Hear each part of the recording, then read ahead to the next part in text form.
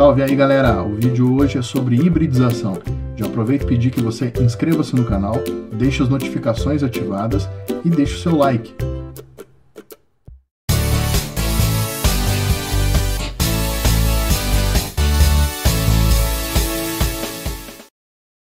Então pessoal, a hibridização é a formação de orbitais híbridos que ocorre com a mistura de orbitais S, P, D e F. Formam-se esses orbitais híbridos do tipo sp, sp2, sp3d. Isso ocorre quando os elétrons de orbitais preenchidos das camadas mais externas, ou seja, da camada de valência, sofrem excitação eletrônica absorvendo energia do meio externo. Ao receber energia do meio externo, os elétrons que estão em orbitais cheios, eles vão passar para orbitais vazios, formando orbitais semi-preenchidos. Os orbitais semi-preenchidos são os locais onde ocorrem as ligações covalentes. No primeiro exemplo, vamos falar do elemento químico berílio, de número atômico 4. Ao fazer a distribuição eletrônica do berílio, percebemos que ele tem 2 elétrons na camada de valência, possuindo apenas um orbital cheio, com um orbital completo. Esse orbital completo tem 2 elétrons e ao serem excitados esses 2 elétrons, um deles vai sofrer hibridização. Então ele sai do estado fundamental para o estado híbrido e aí a sua camada de valência sofre expansão, abrindo um orbital 2p1 com 2 orbitais semi-preenchidos, um S e um P.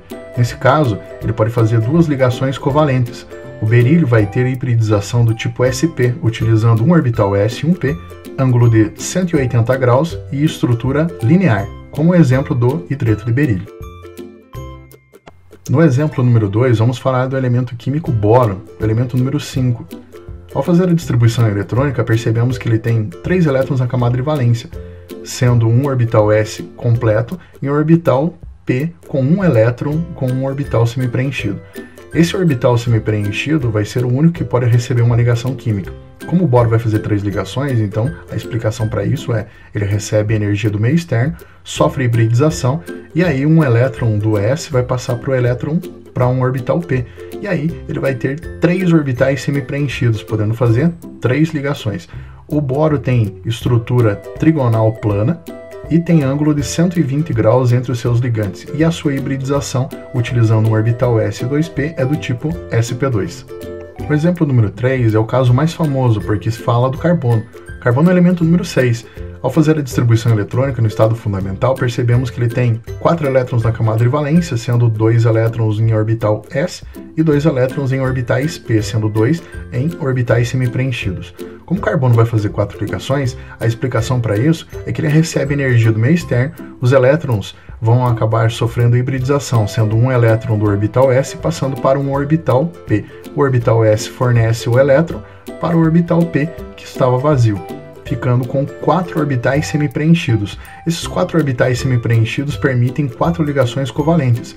Como o carbono vai utilizar um orbital S e 3 orbitais P, ele vai ter hibridização do tipo sp3, formando uma molécula tridimensional para sp3 com ângulo de 109 graus e 28 minutos e estrutura do tipo tetraédrica, como o exemplo do metano, o CH4.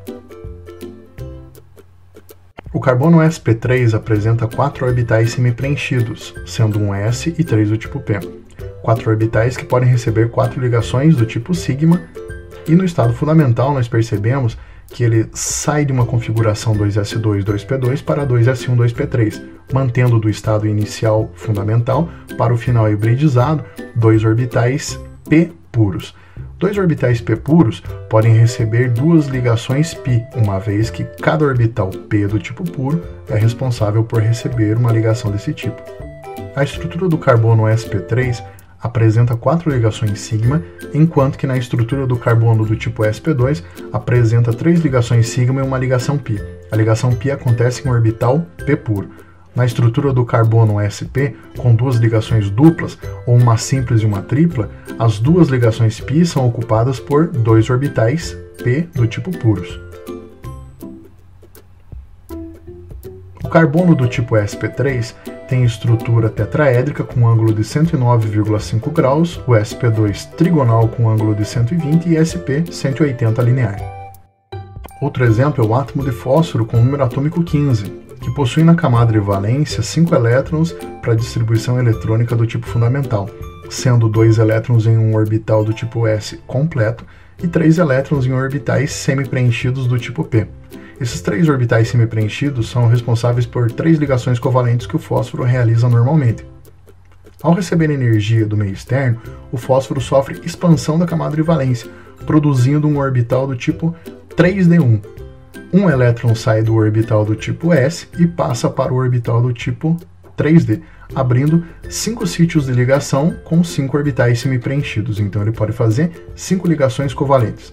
O fósforo do tipo sp3d apresenta ângulo de ligação de 90 e 120 graus, chamado de bipiramidal, a sua estrutura.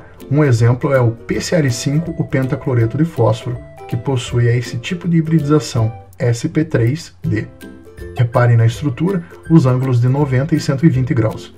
O último exemplo é o átomo de enxofre, que apresenta 6 elétrons na sua distribuição eletrônica na camada de valência para a distribuição eletrônica fundamental, sendo 2 elétrons em um orbital S e 4 elétrons em orbitais P. Um dos orbitais P é completo, ficando 2 elétrons em orbitais semi-preenchidos, podendo realizar 2 ligações do tipo covalente. Ao receber energia, ele expande sua camada de valência, removendo um elétron de um orbital S e um elétron de um orbital P, ambos cheios, passando esses 2 elétrons para 2 orbitais do tipo D, que estavam vazios e agora vão ficar semi-preenchidos. Assim, com 6 orbitais semi-preenchidos, do tipo sp3d2, o enxofre poderá fazer 6 ligações do tipo covalente. A estrutura do enxofre vai ficar com ângulo de 90 graus entre os ligantes e ela é chamada do tipo octaédrica para a hibridização do tipo sp3d2. Lembrando o exemplo SF6, o hexafluoreto de enxofre, com estrutura octaédrica sp3d2. Muito obrigado pela sua companhia. Se curtiu, deixe o seu like e se inscreva no canal Chemical. Até a próxima! Ah, e beijo na mãe!